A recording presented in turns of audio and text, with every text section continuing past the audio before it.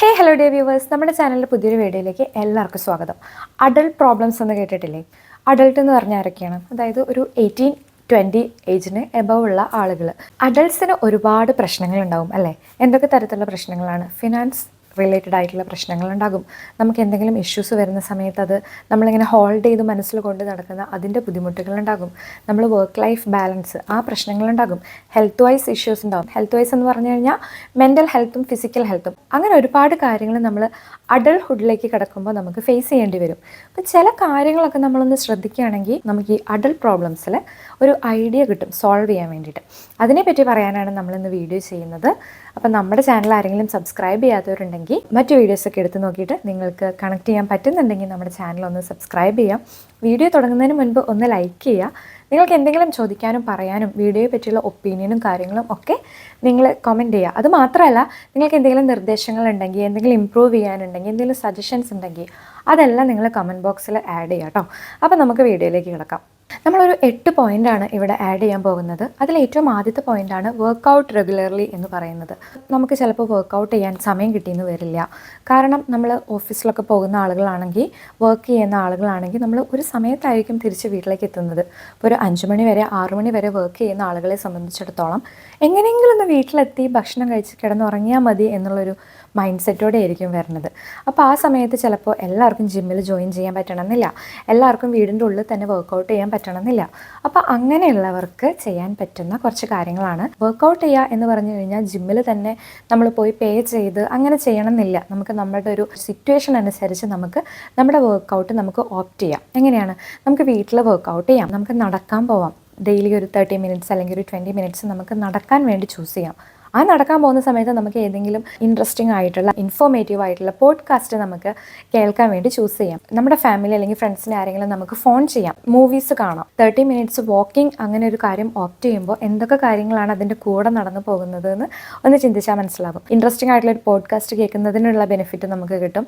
നമ്മളുടെ സർക്കിളിൽ ക്ലോസ് ആയിട്ടുള്ള ആരെങ്കിലും ഫോൺ ചെയ്യുന്നതോടുകൂടി നമ്മുടെ ഒരു മെൻ്റൽ ഹെൽത്തിനെയും ഒരു കണക്ഷനെയും അതൊരു ഡീപ്പ് ലെവലിലേക്ക് കൊണ്ടുപോകും. ഓഫ് കോഴ്സ് അതിൻ്റെ കൂടെ തന്നെ നമ്മുടെ ശരീരവും നമുക്ക് ശ്രദ്ധിക്കാൻ പറ്റും. അപ്പം വർക്കൗട്ട് റെഗുലർലി എന്ന കാര്യം നമ്മളൊന്ന് പതുക്കെ സ്റ്റാർട്ട് ചെയ്യുന്നത് നല്ലതായിരിക്കും. രണ്ടാമത്തെ കാര്യമാണ് make A second source of income എന്ന് പറയുന്നത്. നമ്മൾക്കൊരു മെയിൻ ഇൻകം ഉണ്ടായിരിക്കെ തന്നെ നമ്മളെപ്പോഴും ഒരു സെക്കൻഡ് സോഴ്സ് ഓഫ് ഇൻകത്തിന് നമ്മൾ പ്രാധാന്യം കൊടുക്കണം എന്നുള്ളതാണ്. നമുക്ക് എപ്പോഴും തോന്നും ഉള്ള സാലറി കൊണ്ട് ജീവിച്ചാൽ മതി, അല്ലെങ്കിൽ ഈ ഒരു സാലറി, ഈ ഒരു ജോബ് നമുക്ക് എപ്പോഴും ഉണ്ടാകും എന്നൊക്കെ തോന്നും. പക്ഷേ നമ്മളെപ്പോഴും ഒരു സെക്കൻഡ് സോഴ്സ് ഓഫ് ഇൻകം ഉണ്ടെങ്കിൽ ഇതിനെന്തെങ്കിലും പറ്റിയാലും നമുക്ക് ഈ ഒരു സോഴ്സ് വെച്ച് നമുക്ക് പിടിച്ചു നിൽക്കാൻ പറ്റും എന്നുള്ളതാണ്. സെക്കൻഡ് സോഴ്സ് ഓഫ് ഇൻകം എപ്പോഴും നമ്മുടെ ഒരു പാഷനെ ബേസ് ചെയ്തിട്ട് ചെയ്യുന്നതായിരിക്കും നല്ലത്. MNCയിലൊക്കെ വർക്ക് ചെയ്യുന്ന ആളുകളാണെങ്കിൽ, ഒരു കോർപ്പറേറ്റിലൊക്കെ വർക്ക് ചെയ്യുന്ന ആളുകളാണെങ്കിൽ നമുക്ക് ഒരുപാട് സ്ട്രെസ് ഉണ്ടായിരിക്കും. നമുക്കൊരു എൻഡ് ഡേറ്റ്, ഒരു പർട്ടിക്കുലർ ഡേറ്റിന് ഒരു ടാസ്ക് തീർക്കേണ്ട ഒരു ഹെഡേക്ക് നമുക്കുണ്ടാകും. നമുക്കൊരു കാര്യവും നമ്മുടെ എന്തെങ്കിലും ഹെൽത്ത് വൈസ് ആണെങ്കിൽ പോലും നമുക്ക് കോംപ്രമൈസ് ചെയ്യാൻ പറ്റില്ല നമ്മളൊരു കോർപ്പറേറ്റിൽ വർക്ക് ചെയ്യുന്ന സമയത്ത്. സോ നമ്മൾ സെക്കൻഡ് സോഴ്സ് ഓഫ് ഇൻകം നമ്മളെപ്പോഴും ഓപ്റ്റ് ചെയ്യുമ്പോൾ നമ്മുടെ പാഷൻ, നമ്മുടെ ഇൻട്രസ്റ്റ് ആയിട്ടുള്ള ഒരു കരിയർ ഉണ്ടാവില്ലേ, അതിനെപ്പോഴും നമ്മൾ സെക്കൻഡ് സോഴ്സ് ഓഫ് ഇൻകത്തിനായിട്ട് ചൂസ് ചെയ്യുവാണെങ്കിൽ നമുക്ക് ഈ ഒരു ഹെഡേക്ക് ഇവിടെ ബാലൻസ് ചെയ്യാൻ പറ്റും. ഒരു ഇൻകം ജനറേറ്റ് ചെയ്യുന്ന ഒരു സോഴ്സ് നമുക്ക് ഉണ്ടെങ്കിൽ നമുക്ക് എന്തെങ്കിലും വരുന്ന സമയത്ത് നമുക്ക് പിടിച്ചു നിൽക്കാൻ പറ്റും. വേണമെങ്കിൽ നമുക്കൊരു ബ്രേക്ക് എടുക്കാൻ പറ്റും. ജോബ് അത്രയും സ്ട്രെസ്ഫുൾ ആയിട്ട് പോകുന്ന സമയത്ത് നമുക്ക് റിസൈൻ ചെയ്ത് വേറൊരു ജോബിന് ട്രൈ ചെയ്യുന്ന സമയത്ത് ഈ ഒരു സെക്കൻഡ് ഇൻകം നമുക്ക് ഹെൽപ്പ് ചെയ്യും. നമ്മളൊന്ന് പിടിച്ചു നിൽക്കാനും നമ്മുടെ ബാക്കി കാര്യങ്ങളും EMI, ലോൺ, വീട്ടിലെ കാര്യങ്ങളൊക്കെ മാനേജ് ചെയ്യാനും ഈ ഒരു സംഭവം നമുക്ക് ഹെൽപ്ഫുൾ ആയിരിക്കും. മൂന്നാമത്തെ കാര്യമാണ് ഈറ്റ് റിയൽ ഫുഡ് എന്ന് പറയുന്നത്. വർക്ക് ചെയ്യുന്ന ആളുകളെ സംബന്ധിച്ചായാലും നമ്മൾ വീട്ടിൽ കുട്ടികളൊക്കെ ഉണ്ടെങ്കിൽ കൂടുതലും നമ്മൾ പുറത്തുനിന്നുള്ള ഫുഡ് അല്ലെങ്കിൽ ജങ്ക് ഫുഡ്സിന് കുറേ പ്രാധാന്യം കൊടുക്കുന്ന ഒരു കാലഘട്ടത്തിൽ കൂടെയാണ് നമ്മൾ കടന്നു പോകുന്നത്. കാരണം എന്തൊരു ജങ്ക് ഫുഡ് നമുക്ക് അഫോർഡബിൾ ആയിട്ടുള്ള റേറ്റിൽ നമുക്കിപ്പോൾ കിട്ടുന്നുണ്ട്. പോരാത്തതിന് എവിടെ തുറന്നാലും ആഡുകളാണ്. നാട്ടിലൊക്കെ ആവുന്ന സമയത്ത് സ്വിഗ്ഗി, സൊമാറ്റോ അങ്ങനെയുള്ള കാര്യങ്ങളുടെ ഒക്കെ ആഡുകൾ വരുന്നുണ്ട്. ഇവിടെ ആകുമ്പോഴും അതെ, പിസ്സ ആയിക്കോട്ടെ, മാക്ഡൊണാൾഡ്സ്, അങ്ങനെ എല്ലാത്തിൻ്റെയും, KFC, അങ്ങനെ നമുക്ക് എന്തെങ്കിലും ഒരു പർച്ചേസ് ചെയ്ത് കഴിഞ്ഞാൽ അതിൻ്റെ ബില്ലിൽ നമുക്ക് KFC വാങ്ങാനുള്ളൊരു ഓഫറൊക്കെ വരും. അപ്പോൾ എന്താണ്, നമ്മൾ കൂടുതലും അങ്ങനെ ഒരു സംഭവം വാങ്ങിക്കഴിഞ്ഞാൽ നമുക്ക് കൂടുതൽ റെസ്റ്റ് ചെയ്യാൻ പറ്റും. ഈ ഒരു നേരത്തേക്ക് നമുക്ക് കിച്ചണിൽ കയറണ്ട, നമുക്ക് റെസ്റ്റ് ചെയ്യാം എന്നുള്ളൊരു തോട്ടിലൊക്കെ നമ്മൾ എത്തിച്ചേരും. അത് അവസാനിക്കാൻ പോകുന്നത് എന്തിലേക്കാണെന്ന് ഞാൻ പറഞ്ഞു തരേണ്ട ആവശ്യമില്ല, നിങ്ങൾക്ക് റിലേറ്റ് ചെയ്യാൻ പറ്റും. ജങ്ക് ഫുഡ് കൂടിക്കഴിഞ്ഞാൽ. പക്ഷേ തീരെ നമ്മൾ പുറത്തുനിന്ന് ഭക്ഷണം കഴിക്കേണ്ട എന്നുമല്ല അതിൻ്റെ അർത്ഥം. നമുക്ക് ഇടയ്ക്കൊക്കെ നമ്മൾ ഒരു ഔട്ടിംഗ് ആണെങ്കിലും അല്ലെങ്കിൽ പുറത്തുനിന്ന് ഭക്ഷണം കഴിക്കുന്നതിനൊക്കെ നമ്മൾ ഇമ്പോർട്ടൻസ് കൊടുക്കണം. പക്ഷേ കൂടുതലും നമ്മൾ നമ്മുടെ കിച്ചണിൽ തന്നെ നമ്മൾ അഡീഷണൽ ആയിട്ടുള്ള പ്രിസർവേറ്റീവ്സ് ഒന്നും ആഡ് ചെയ്യാത്ത റിയൽ ആയിട്ടുള്ള നമ്മൾ തന്നെ ഉണ്ടാക്കിയെടുത്ത് നമ്മുടെ തന്നെ മസാലകളൊക്കെ ആഡ് ചെയ്തിട്ടുള്ള ഫുഡിന് ഇമ്പോർട്ടൻസ് കൊടുക്കുന്നത് വഴി ഹെൽത്ത് പ്രോബ്ലംസ് ഒക്കെ നമുക്ക് ഒരു പരിധി വരെ ഒഴിവാക്കാൻ പറ്റും. അസിഡിറ്റി റിലേറ്റഡ് ആയിട്ടുള്ള കാര്യങ്ങൾ, ഗ്യാസ്ട്രിക് പ്രോബ്ലംസ്, അതേപോലെ തന്നെ സ്റ്റൊമക്ക് റിലേറ്റഡ് ആയിട്ടുള്ള അസുഖങ്ങളൊക്കെ നമുക്കൊരു പരിധി വരെ നമുക്ക് ഒഴിവാക്കാൻ പറ്റും കേട്ടോ. 4ാമത്തെ പോയിന്റാണ് ലിമിറ്റ് യുവർ സർക്കിൾ എന്ന് പറയുന്നത്. അഡൾട്ട്സിനെ പറ്റിയാണല്ലോ നമ്മളിപ്പോൾ പറയുന്നത്. സോ ഒരു 20 മുതലുള്ള ഒരു അഡൾട്ട്സാണ്. ആ സമയത്തൊക്കെ നമുക്ക് ഇഷ്ടം പോലെ ഫ്രണ്ട്സ് സർക്കിളുള്ള ഒരു പ്രായമാണ് അല്ലേ. കാരണം നമ്മുടെ കോളേജിലെ ഫ്രണ്ട്സ് മുഴുവൻ, നമ്മുടെ സ്കൂൾ ഫ്രണ്ട്സ്, അങ്ങനെ നമ്മുടെ നാട്ടിലുള്ള ആളുകൾ, കസിൻസ്, അങ്ങനെ ഒരുപാട് ഒരു സർക്കിൾ, നമ്മുടെ ഒരു ലിമിറ്റ്ലെസ് ആയിട്ടുള്ള ഒരു സർക്കിൾ നമ്മൾ കൂടെ കൊണ്ട് നടക്കുന്ന ഒരു പ്രായമാണ് ഈ 20s എന്നൊക്കെ പറയുന്നത്. അത് പതുക്കെ 30s എത്തുമ്പോൾ ഒരു ലെസൺ ആവും ഫ്രണ്ട്ഷിപ്പ് എന്ന് പറയുന്നതിൽ. സോ നമ്മളെപ്പോഴും നമ്മുടെ എല്ലാ കാര്യങ്ങളും ഓവർ ഷെയർ ചെയ്യാതിരിക്കുക എന്ന് പറയും. നമ്മളെ പറ്റിയുള്ള എല്ലാ അപ്ഡേറ്റ്സും, നമ്മുടെ ഡ്രീംസും, നമ്മുടെ പാഷനും, നമ്മുടെ മുന്നോട്ട് വരാൻ പോകുന്ന കാര്യങ്ങളും, നമ്മൾ പ്ലാൻ ചെയ്ത് വെച്ചിരിക്കുന്ന കാര്യമൊക്കെ റിയൽ ആണെന്ന് കരുതി എല്ലാ ഫ്രണ്ട്സിനോടും നമ്മൾ ഷെയർ ചെയ്യാൻ നിൽക്കും, ഓവർ ഷെയർ ചെയ്യാൻ നിൽക്കും. അത് പതുക്കെ ലിമിറ്റ് ചെയ്താൽ തന്നെ നമ്മുടെ ഒരു മാനസികാരോഗ്യത്തിന് അത് വളരെ ഒരു ഉപകാരം ചെയ്യും കേട്ടോ. ഒരു 3 പേര് അല്ലെങ്കിൽ 5 പേരൊക്കെ മതി റിയൽ ആയിട്ടുള്ളവർ. അവരോട് മാത്രം ഷെയർ ചെയ്യാൻ പറ്റുന്ന കാര്യങ്ങൾ മാത്രം ഷെയർ ചെയ്യുക. ബാക്കിയുള്ള കാര്യങ്ങൾ എപ്പോഴും നമ്മുടെ ഫാമിലിയുടെ ഉള്ളിൽ തന്നെ നിൽക്കുക. നമ്മുടെ പാഷൻ, നമ്മുടെ പ്ലാനൊക്കെ ആണെങ്കിൽ കഴിവതും ആരിലേക്കും ഷെയർ ചെയ്യാതിരിക്കുക എന്നുള്ളതാണ്. നമ്മുടെ ഉള്ളിൽ തന്നെ വെച്ച് നമ്മൾ തന്നെ പ്ലാൻ ചെയ്ത് നമ്മൾ തന്നെ എക്സിക്യൂട്ട് ചെയ്ത് അതിൻ്റെ റിസൾട്ട് എല്ലാവരുമായിട്ട് ഷെയർ ചെയ്യുമ്പോഴാണ് അതിൻ്റെ ഒരു സന്തോഷം എന്ന് പറയുന്നത്. പലപ്പോഴും നമുക്ക് നമ്മുടെ സർക്കിളിൽ നിന്ന്, നമ്മുടെ ഫ്രണ്ട്സിൽ നിന്നൊക്കെ പല പ്രശ്നങ്ങളും പല ഹാർട്ട് ബ്രേക്സ് ആയിട്ടുള്ള കാര്യങ്ങളും നമ്മൾ ഫേസ് ചെയ്യേണ്ടി വരും. അതൊക്കെ ഒഴിവാക്കാൻ വേണ്ടിയിട്ട് സർക്കിൾ ലിമിറ്റ് ചെയ്യുക എന്നുള്ളത് തന്നെയാണ് ഏക പോം വഴി കേട്ടോ. 5ാമത്തെ പോയിന്റാണ് ലിവ് ബിലോ യുവർ മീൻസ് എന്ന് പറയുന്നത്. നമ്മുടെ വരവ് എന്താണ് അതിനനുസരിച്ച് ചിലവ് ചെയ്യുക എന്ന് പറയും. എവിടെയോ ഒരു മൂവിയിലാണ് കേട്ടതെന്ന് തോന്നുന്നു. ജീവിക്കാൻ വലിയ ബുദ്ധിമുട്ടില്ല, പക്ഷേ മറ്റുള്ളവരെ പോലെ ജീവിക്കാൻ ശ്രമിക്കുമ്പോഴാണ് ബുദ്ധിമുട്ടുകൾ ഉണ്ടാകുന്നതെന്ന്. നമ്മുടെ വരവിനനുസരിച്ചല്ലാതെ, നമ്മുടെ പേഴ്സണലുള്ള എമൗണ്ടിനല്ലാതെ നമ്മൾ മറ്റുള്ളവരെ പോലെ ആവാൻ ശ്രമിക്കുമ്പോഴാണ് ഫിനാൻഷ്യൽ ഇഷ്യൂസ് വരുന്നത്, ക്രെഡിറ്റിൽ ഓടുന്നത്, അങ്ങനത്തെ കാര്യങ്ങളൊക്കെ. ഒരു ജീവിതമേ ഉള്ളൂ, ആഗ്രഹങ്ങളൊക്കെ നമ്മൾ തീർക്കണം എന്നുള്ളത് ശരിയാണ്. പക്ഷേ എനിക്ക് തോന്നുന്നത് എന്താണെന്നറിയോ, ഒരു വില കൂടിയ വാച്ച് വാങ്ങാൻ ആഗ്രഹമുള്ള ഒരാൾ ക്രെഡിറ്റ് കാർഡിൽ ആ ഒരു വലിയ എമൗണ്ട് സ്പെൻഡ് ചെയ്തിട്ട് ആ വാച്ച് വാങ്ങുന്നതിലും സന്തോഷമായിരിക്കും നമ്മളൊരു 6 മന്ത് എയിം വെച്ച് നമ്മുടെ എമൗണ്ട് കുറച്ച് കുറച്ച് സേവ് ചെയ്ത് ആ ഒരു എമൗണ്ട് എത്തുന്ന സമയത്ത് നമ്മൾ പോയൊരു വാച്ച് വാങ്ങുന്ന സമയത്ത്. അപ്പോൾ എന്താണ്, നമുക്ക് കടം വരുന്നില്ല, ലയബിലിറ്റീസ് വരുന്നില്ല, എന്നാൽ നമ്മുടെ ആഗ്രഹം നടക്കുകയും ചെയ്യും. ഇങ്ങനെയുള്ള ശീലങ്ങൾ പതുക്കെ ശീലമാക്കി കഴിഞ്ഞു കഴിഞ്ഞാൽ തന്നെ കടങ്ങൾ ഒരു പരിധി വരെ ഒഴിവാക്കാൻ പറ്റും. അനാവശ്യമായിട്ടുള്ള ഫിനാൻഷ്യൽ ലയബിലിറ്റീസൊക്കെ നമുക്ക് ഒരുവിധം കൺട്രോൾ ചെയ്യാൻ പറ്റും. 6ാമത്തെ പോയിൻ്റാണ് try to love your work and work space എന്ന് പറയുന്നത്. ഞാൻ നേരത്തെ പറഞ്ഞതുപോലെ പലരും അവർക്ക് ഇഷ്ടമില്ലാത്ത വർക്കാണ് അല്ലെങ്കിൽ ഇഷ്ടമില്ലാത്ത കരിയറിലേക്ക് എത്തിപ്പെട്ടവരായിരിക്കും.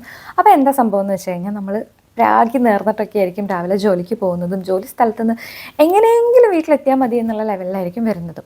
പക്ഷേ നമുക്കറിയാം മന്ത്ലി ഒരു ഫിക്സഡ് എമൗണ്ട് ഓഫ് സാലറി കിട്ടുന്ന ജോബ് നമുക്ക് അങ്ങനെ ഒരു തോന്നിയ പോലെ വലിച്ചെറിയാൻ പറ്റില്ല എന്നറിയാം. പലപ്പോഴും നമുക്ക് ഇഷ്ടമില്ലാത്ത സ്ഥലത്തായതുകൊണ്ട് നമ്മൾ ഉഴപ്പി നടക്കും. നമ്മളിപ്പോൾ ഒരു പുതിയ ജോബ് കണ്ടുപിടിക്കേണ്ട ഒരു ലെവലിലേക്ക് എത്തുകയാണെങ്കിലും നമ്മൾ ഈ ഒരു ജോബിന് അല്ലെങ്കിൽ ഇതിൻ്റെ ഒരു എക്സ്പീരിയൻസ് സർട്ടിഫിക്കറ്റിനെ ബേസ് ചെയ്തിട്ടായിരിക്കും ചെയ്യേണ്ടി വരുന്നത്. അപ്പോൾ എന്തായാലും നമുക്ക് ഈ ജോബ് ചെയ്തേ പറ്റും. അപ്പോൾ എന്താണൊരു വഴി എന്ന് പറയുന്നത്, നമ്മൾ പണ്ട് സ്കൂളിൽ മാത്സ് ഇഷ്ടപ്പെടാൻ വേണ്ടിയിട്ട് പറഞ്ഞു തന്നൊരു ട്രിക്കില്ലേ, നമ്മൾ ആ ടീച്ചറിനെ ഇഷ്ടപ്പെടുക, ആ സബ്ജക്റ്റിനെ ഇഷ്ടപ്പെടുക, ആ ഒരു അറ്റ്മോസ്ഫിയറിനെ ഇഷ്ടപ്പെടുക, പ്രോസസ്സില്ലേ, ആ ഒരു പഠിക്കുന്ന ആ ഒരു സംഭവങ്ങളില്ലേ അതിനെ ഇഷ്ടപ്പെടുക. അങ്ങനെ ആയാൽ തന്നെ പകുതി ആ സബ്ജക്റ്റിനെ നമ്മൾ ഇഷ്ടപ്പെടുന്നു പറയും. അത് തന്നെയാണ് ഈ ഒരു കാര്യത്തിനുള്ള വഴി. നമ്മൾ എന്തായാലും പെട്ടു, സോ ഇനി എന്തായാലും ഇഷ്ടപ്പെടുക എന്നുള്ളതേ ഒരു വഴിയുള്ളൂ.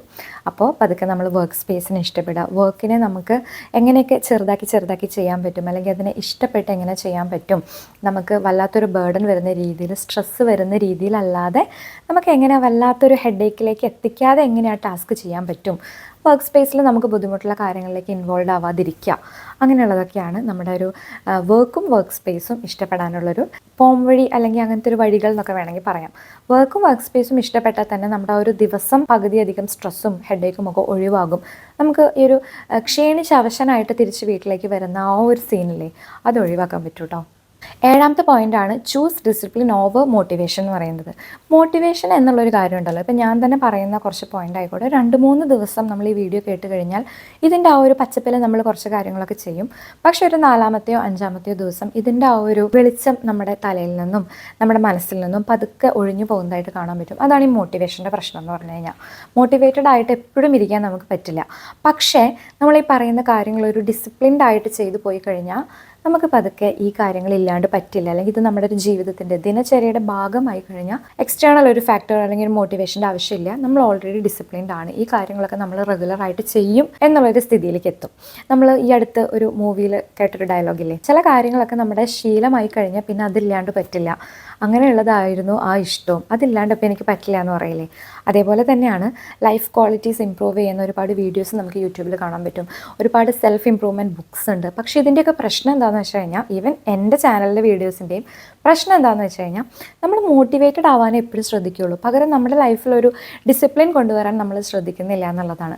മോട്ടിവേറ്റഡ് ആകുമ്പോൾ എന്താ പ്രശ്നം എന്ന് വെച്ച് കഴിഞ്ഞാൽ, മാക്സിമം ഒരാഴ്ച, അതിൻ്റെ അപ്പുറത്തേക്ക് നമുക്കിത് കൊണ്ടുപോകാൻ പറ്റില്ല. കാരണം നമ്മൾ ചിന്തിക്കുകയാണ്, അയ്യോ എനിക്ക് നന്നാവണം, എനിക്കിത് ചെയ്യണം, അങ്ങനെയാണ്. പക്ഷെ പകരം നമ്മളൊരു ഡിസിപ്ലിൻ ലൈഫിലേക്ക് നമ്മുടെ ലൈഫിനെ അല്ലെങ്കിൽ നമ്മളെ തന്നെ നമ്മൾ കൊണ്ടുപോവുകയാണെങ്കിൽ നമുക്ക് പിന്നെ പുറത്തുനിന്നൊന്നും ആരുടെ ആവശ്യം ഉണ്ടാവില്ല. നമ്മൾ ആ ഒരു കാര്യം നമ്മുടെ ജീവിതത്തിൻ്റെ, നമ്മുടെ ദിനചര്യയുടെയൊക്കെ ഭാഗമായി കഴിഞ്ഞു. പിന്നെ നമുക്കൊന്നിൻ്റെ ആവശ്യമില്ല. 8ാമത്തെ പോയിൻ്റാണ് റെഗുലേറ്റ് യുവർ സ്ലീപ്പ് എന്ന് പറയുന്നത്.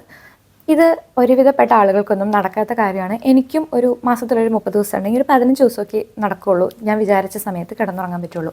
അല്ലെങ്കിൽ പല പല പല കാര്യങ്ങളും വന്നിട്ട് ഒരുപാട് ലേറ്റ് ആകും. ഒരു വീഡിയോസ് ഞാൻ ഇരുന്ന് അഡീഷണലി ചെയ്യാൻ പ്ലാൻ ചെയ്തിട്ടുണ്ടെങ്കിൽ ചിലപ്പോൾ രാത്രി ഇരുന്നിട്ടായിരിക്കും ഷൂട്ട് ചെയ്യുക, അല്ലെങ്കിൽ ആരെങ്കിലും ഫോൺ ചെയ്യുന്നത്, അല്ലെങ്കിൽ അഡീഷണൽ ആയിട്ട് എന്തെങ്കിലും കുക്ക് ചെയ്യുന്നത്, പെട്ടെന്ന് സഡൻ ആയിട്ട് എന്തെങ്കിലും പ്ലാൻ നാളെ വരികയാണെങ്കിൽ, അല്ലെങ്കിൽ വീട്ടിൽ ഏതെങ്കിലും ഗസ്റ്റ് വരികയാണെങ്കിലൊക്കെ നമ്മുടെ ഉറക്കത്തിനെ അത് ബാധിക്കും എന്നുള്ളതാണ്. ഒരു 10:30 ഉറങ്ങാൻ അല്ലെങ്കിൽ ഒരു 11 മണിക്ക് ഉറങ്ങാൻ വിചാരിച്ചാൽ നമ്മൾ 1 മണി 2 മണിയിലേക്കൊക്കെ എത്തും. അപ്പോൾ എന്താ സംഭവിക്കുക, പിറ്റേ ദിവസം നമ്മൾ ഭയങ്കര ക്ഷീണിച്ചിട്ടായിരിക്കും എണീക്കുന്നത്. ആ ഒരു കാര്യം ഞാനിപ്പോൾ മേൽ പറഞ്ഞ 7 കാര്യത്തിനെയും ബാധിക്കും എന്നുള്ളതാണ്, നമ്മുടെ എനർജിയെ വരെ ബാധിക്കുന്ന കാര്യമാണ്. സോ എനിക്ക് തോന്നുന്നു ഏറ്റവും ആദ്യം തന്നെ നമ്മൾ ചെയ്യേണ്ടത് സ്ലീപ്പ് റെഗുലേറ്റ് ചെയ്യുക എന്നുള്ളതാണ്. ഒരു കറക്റ്റ് സമയത്ത് ഉറങ്ങുക എന്നുണ്ടെങ്കിൽ അതിന് മുന്നേ ഉള്ളൊരു 4-5 മണിക്കൂർ നമ്മുടെ ബാക്കി കാര്യങ്ങളൊക്കെ അപ്പം ചെയ്ത് വെക്കുക. നമ്മൾ ആ ചെയ്യുന്ന കാര്യങ്ങളില്ലേ, ഉറക്കം ഫിക്സ് ചെയ്ത ടൈമിന് മുന്നേ, അപ്പോൾ നമ്മൾ പ്രയോറിറ്റൈസ് ചെയ്യുക. ചില കാര്യങ്ങൾ ഇപ്പം തന്നെ ചെയ്യേണ്ട ആവശ്യമുണ്ടോ, നാളെ രാവിലെ എണീറ്റിട്ടും ചെയ്താൽ പോരെ എന്നുള്ളതാണെങ്കിൽ അതവിടെ വെച്ചിട്ട് സമാധാനമായിട്ട് പോയി ഫ്രഷനപ്പായിട്ട് കിടന്നുറങ്ങുക. അങ്ങനെയാണ് നമ്മൾ സ്ലീപ്പ് റെഗുലേറ്റ് ചെയ്യുന്നത്. ഒരു 10 ദിവസം അല്ലെങ്കിൽ ഒരു 2 ആഴ്ച, ഒരു 1 മന്തൊക്കെ നമ്മളിത് പ്രാക്ടീസ് ചെയ്യുവാണെങ്കിൽ ഒരുപാട് ബെനിഫിറ്റ് ഉള്ള ഒരു കാര്യമാണ്. എന്ത് ഇഷ്യൂ വന്നാലും നമ്മൾ ആ കറക്റ്റ് ടൈമിന് ഉറങ്ങാൻ വേണ്ടി ശ്രമിക്കും, അറ്റ്ലീസ്റ്റ് നമ്മൾ ശ്രമിക്കുമെങ്കിലും ചെയ്യും. ഞാനിവിടെ ഒരു 8 പോയിൻ്റാണ് അഡൾട്ട്സിൻ്റെ പരമാവധി പ്രശ്നങ്ങൾ സോൾവ് ചെയ്യാനല്ല, എന്നാലും ഒരു പരിധി വരെ സൊല്യൂഷൻ കണ്ടുപിടിക്കാൻ പറഞ്ഞിട്ടുള്ളത്. ഈ ഒരു 8 പോയിൻറ്റിനെ പറ്റി നിങ്ങൾക്ക് എന്താണ് പറയാനുള്ളതെന്ന് വെച്ചാൽ കമൻറ്റ് ചെയ്യുക. വീഡിയോ ഇഷ്ടപ്പെടുകയാണെങ്കിൽ ലൈക്ക് ചെയ്യുക. നിങ്ങൾക്ക് ആർക്കെങ്കിലും ഇതൊക്കെ ഷെയർ ചെയ്യണമെന്നുണ്ടെങ്കിൽ ഷെയർ ചെയ്യാം കേട്ടോ, അങ്ങനെയൊക്കെ ചെയ്യാം. അപ്പോൾ പുതിയൊരു വീഡിയോ ആയിട്ട് അടുത്ത ദിവസം കാണാം. ബൈ.